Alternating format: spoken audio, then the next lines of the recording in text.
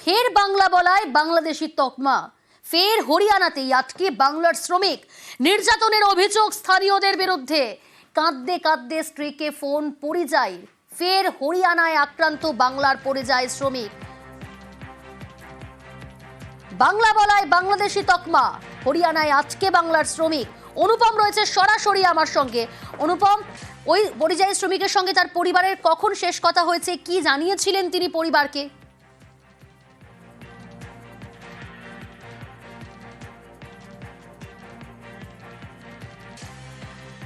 বসিরহাট পৌরসভার 19 নম্বর ওয়ার্ডের ভ্যাবলার বাসিন্দা গফফর মন্ডল, তিনি 15 দিন আগে হরিয়ানা কাজে যান। তিনি পরিযায়ী শ্রমিক, সেখানেই কাজ করেন। বাড়িতে কাজে এসেছিল, সে আবার 15 দিন আগে গিয়েছে সেখানে, এবং যাওয়ার পরে সেখানে কিন্তু সেখানকার স্থানীয়রা তারা আটকে দিয়েছে, এমনটাই কিন্তু অভিযোগ করছে গফফর মন্ডলের পরিবার।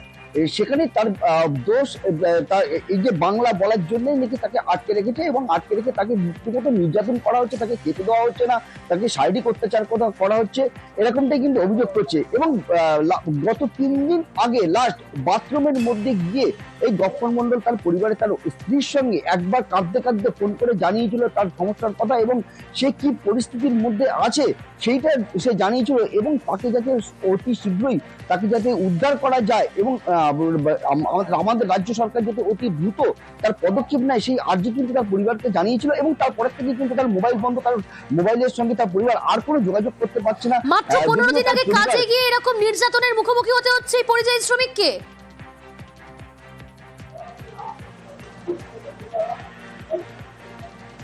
হ্যাঁ দেখো, একদমই তাই। একদম মাত্র 15 দিন আগে কাজে গিয়ে কিন্তু তাদের নির্যাতনের শিকার হতে হচ্ছে। এবং শুধু সে যেটা ফোনে জানিয়েছে যে তাকে আটকিয়ে রাখা হয়েছে, তাকে কার সঙ্গে যোগাযোগ করতে দেওয়া হচ্ছে না, এমনকি খেতেও দেওয়া হচ্ছে না ঠিক মতন, তাকে কথা বলতে দেওয়া হচ্ছে না। এমনকি শেষ যে 3 দিন আগে তার সঙ্গে যে ফোনে কথা হয়েছিল, তারপরে তার ফোনের সুইচটা বন্ধ।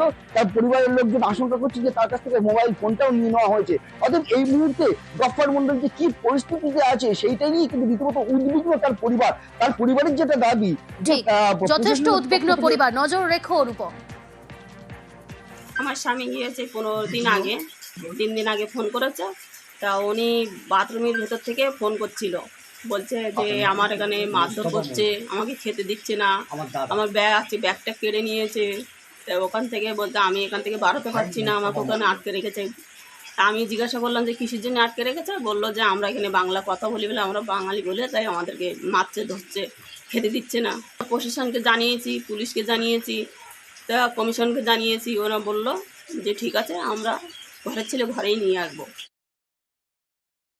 মুখ্যমন্ত্রীর কাছে আমাদের আবেদন করছি, অভিষেক বন্দ্যোপাধ্যায়ের কাছে আবেদন করছি, তারা যেন একটু খুঁজে দেখুক কোথায় আছে, হরিয়ানার ভেতরে কোন এলাকার ভেতরে আছে। বসিরহাট থানায় আইসিকে জানাইছি, বসিরহাট থানায় পুলিশকে জানাইছি, ওয়ার্ড কাউন্সিলর 19 নম্বর ওয়ার্ডের ইলিয়াস সর্দার আলীকে জানাইছি, আমাদের এমএলএকে জানাইছি। তারা বলছে ঠিক আছে, আমরা যত গুরুত্ব তাড়াতাড়ি আমরা দেখছি। এখন কোথায় আছে নির্দিষ্ট আমরা এখনো পর্যন্ত আর ফোনে যোগাযোগ করতে পারিনি। বিজেপি রাজ্যে বাংলার বাসিন্দাদের নির্যাতন। কন্যাশ্রী দিবসে ফের সরব মুখ্যমন্ত্রী। নয়ডায় বাংলা বলায় হোটেলের রুমে না দেওয়ার অভিযোগ। রবীন্দ্রনাথ, নজরুল, নেতাজি কোন ভাষায় কথা বলতেন? কন্যাশ্রী দিবসে ভাষা সন্ত্রাসের অভিযোগেই সরব হলেন মুখ্যমন্ত্রী মমতা বন্দ্যোপাধ্যায়। দেশে যখন স্বাধীন সরকার শপথ গ্রহণ করছেন, সেদিন গান্ধীজি কোথায় ছিলেন? বাংলায়, বেলেঘাটায়, গান্ধী আশ্রমে। সেদিন তিনি দাঙ্গা রোধ করছিলেন, কারণ তখন দেশ বিভাগ হয়ে গিয়েছিল। যারা এক কাপড়ে সবকিছু ফেলে দিয়ে চলে এসেছিল উদ্বাস্তু হয়ে, তারা তো দেশের নাগরিক হিসেবে গণ্য হয়েছে। যারা দেশের নাগরিক নয়, ফরেনার্স, তাদের বিরুদ্ধে অবশ্যই অ্যাকশন নেওয়া উচিত। টেকনিক্যাল লোক একটা নয়ডাতে, দিল্লিতে একটা হোটেলে থাকতে গেছেন বাচ্চাকে নিয়ে, বাংলায় কথা বলেছে বলে তাকে থাকতে দেওয়া হয়নি। আমি যদি অন্য ভাষাকে সম্মান করি, তোমরা তাহলে আমার ভাষাকে সম্মান করবে না কেন? রবীন্দ্রনাথ ঠাকুর কোন ভাষায় কথা বলতেন? নজরুল কোন ভাষায় কথা বলতেন? স্বামীজি কোন ভাষায় কথা বলতেন? রামকৃষ্ণ কোন ভাষায় কথা বলতেন? আমাদের পার্লামেন্টের 2টো গান হয়, একটা ন্যাশনাল অ্যান্থেম কে লিখেছিল? রবীন্দ্রনাথ ঠাকুর, জনগণ। আর একটা ন্যাশনাল সং কে গিয়েছিলেন? বঙ্কিমচন্দ্র চট্টোপাধ্যায়। হাইকোর্ট আগেই নির্দেশ দিয়েছিল, আর এবার পরিবারের কাছে পৌঁছলো পরিযায়ী শ্রমিক। কালিয়াচকের আমির শেখকে ফিরে পেল তার পরিবার। বাংলাদেশি সন্দেহে রাজস্থানে আটক আমির শেখকে সীমান্ত পারের অভিযোগ। মঙ্গলবার সীমান্তে আমিরকে আটক করে বিএসএফ। বসিরহাট পুলিশের হাতে আমিরকে হস্তান্তর, নথি যাচাই করে আমিরকে মুক্তির নির্দেশ দেয় হাইকোর্ট। হাইকোর্টের নির্দেশেই অবশেষে বাড়ি ফেরা। খুশি তার পরিবার। আমি রাজস্থান গিয়েছিলাম, রাজস্থান কাজে গিয়েছিলাম। রাজস্থান কাজে যাওয়ার পর আমাকে বিএসএফের হাতে তুলে দিয়েছিল। আমাকে 2 মাস জেল খাটতে হলো ওখানে রাজস্থানে। কেন জেল খাটলে? বলছে বাংলাদেশি বলে আমাকে জেলে দিয়েছিল। জেলে দেওয়ার পর আমাকে বিএসএফের হাতে দিল। বিএসএফ আমাকে কুচব্যাক করে দিয়েছে। আমার ছেলেকে পেয়ে আজকে আমার মনটা খুশি হয়েছে। আমার ছিল না তো আমার মনটা খুব কান্নাকাটি করছিল। এখন আমার ছেলেকে খুব ভালো পেয়েছি। বাংলা কথা বলার জন্য তাকে বাংলাদেশ ঠেলে দেওয়া হয়েছে। ফের বাংলা বলায় বাংলাদেশি তকমা। ফের হরিয়ানাতেই আটকে বাংলার শ্রমিক। নির্যাতনের অভিযোগ স্থানীয়দের বিরুদ্ধে। কাঁদতে কাঁদতে স্ত্রীকে ফোন পরিযায়ী। ফের হরিয়ানায় আক্রান্ত বাংলার পরিযায়ী শ্রমিক। বাংলা বলায় বাংলাদেশি তকমা। হরিয়ানায় আজকে বাংলার শ্রমিক। অনুপম রয়েছে সরাসরি আমার সঙ্গে। অনুপম, ওই পরিযায়ী শ্রমিকের সঙ্গে তার পরিবারের কখন শেষ কথা হয়েছে, কি জানিয়েছিলেন তিনি পরিবারকে?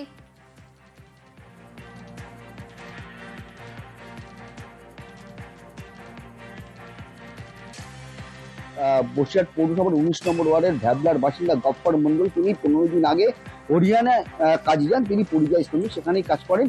বাড়িতে কাজে এসেছিল, সে আবার 15 দিন আগে গিয়েছে সেখানে, এবং যাওয়ার পরে সেখানে কিন্তু সেখানকার স্থানীয়রা তারা আটকে দিয়েছে, এমনটাই কিন্তু অভিযোগ করছে গফফর মন্ডলের পরিবার।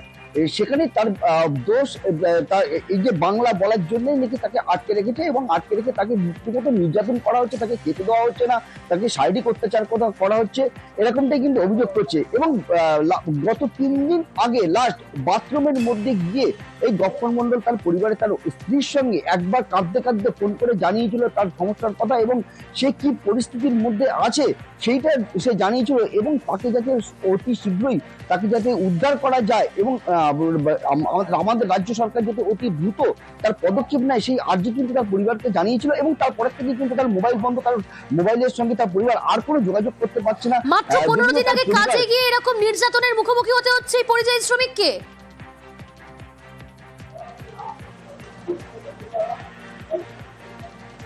হ্যাঁ দেখো, একদমই তাই। একদম মাত্র 15 দিন আগে কাজে গিয়ে কিন্তু তাদের নির্যাতনের শিকার হতে হচ্ছে। এবং শুধু সে যেটা ফোনে জানিয়েছে যে তাকে আটকিয়ে রাখা হয়েছে, তাকে কারোর সঙ্গে যোগাযোগ করতে দেওয়া হচ্ছে না, এমনকি খেতেও দেওয়া হচ্ছে না ঠিক মতন, তাকে কথা বলতে দেওয়া হচ্ছে না। এমনকি শেষ যে 3 দিন আগে তার সঙ্গে যে ফোনে কথা হয়েছিল, তারপরে তার ফোনের সুইচটা বন্ধ।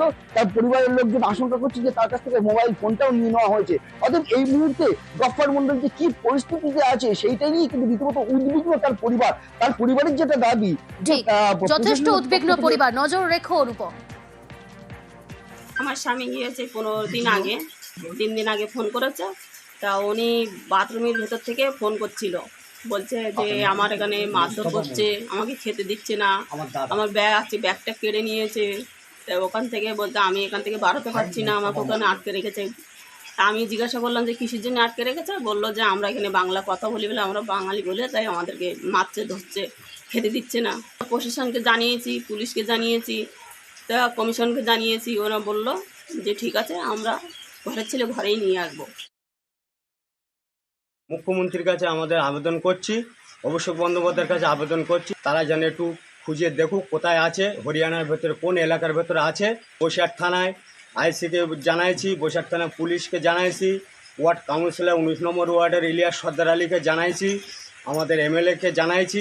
তারা বলছে ঠিক আছে, আমরা যত গুরুত্ব তাড়াতাড়ি আমরা দেখছি। এখন কোথায় আছে নির্দিষ্ট আমরা এখনো পর্যন্ত আর ফোনে যোগাযোগ করতে পারিনি।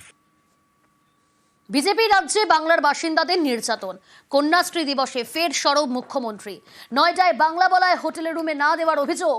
রবীন্দ্রনাথ, নজরুল, নেতাজি কোন ভাষায় কথা বলতেন? কন্যাশ্রী দিবসে ভাষা সন্ত্রাসের অভিযোগেই সরব হলেন মুখ্যমন্ত্রী মমতা বন্দ্যোপাধ্যায়। দেশে যখন স্বাধীন সরকার শপথ গ্রহণ করছেন, সেদিন গান্ধীজি কোথায় ছিলেন? বাংলায়, বেলেঘাটায়, গান্ধী আশ্রমে। সেদিন তিনি দাঙ্গা রোধ করছিলেন, কারণ তখন দেশ বিভাগ হয়ে গেছিল।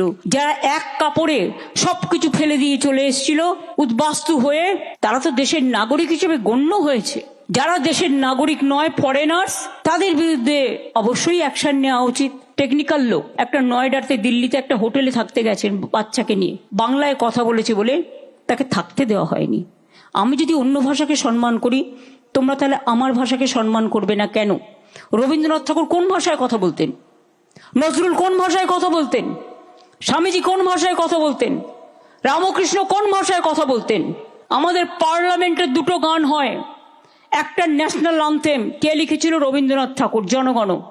আর একটা ন্যাশনাল সং কে গিয়েছিলেন? বঙ্কিমচন্দ্র চট্টোপাধ্যায়। হাইকোর্ট আগেই নির্দেশ দিয়েছিল, আর এবার পরিবারের কাছে পৌঁছলো পরিযায়ী শ্রমিক। কালিয়াচকের আমির শেখকে ফিরে পেল তার পরিবার। বাংলাদেশি সন্দেহে রাজস্থানে আটক আমির শেখকে সীমান্ত পারের অভিযোগ। মঙ্গলবার সীমান্তে আমিরকে আটক করে বিএসএফ। বসিরহাট পুলিশের হাতে আমিরকে হস্তান্তর, নথি যাচাই করে আমিরকে মুক্তির নির্দেশ দেয় হাইকোর্ট। হাইকোর্টের নির্দেশেই অবশেষে বাড়ি ফেরা। খুশি তার পরিবার। আমি রাজস্থান গিয়েছিলাম, রাজস্থান কাজে গিয়েছিলাম। রাজস্থান কাজে যাওয়ার পর আমাকে বিএসএফের হাতে তুলে দিয়েছিল। আমাকে 2 মাস জেল খাটতে হলো ওখানে রাজস্থানে। কেন জেল খাটলে? বলছে বাংলাদেশি বলে আমাকে জেলে দিয়েছিল। জেলে দেওয়ার পর আমাকে বিএসএফের হাতে দিল, বিএসএফ আমাকে কুচব্যাক করে দিয়েছে। আমার ছেলেকে পেয়ে আজকে আমার মনটা খুশি হয়েছে। আমার ছিল না তো আমার মনটা খুব মানে কান্নাকাটি করছিল। এখন আমার ছেলেকে খুব ভালো পেয়েছি। বাংলা কথা বলার জন্য তাকে বাংলাদেশ ঠেলে দেওয়া হয়েছে।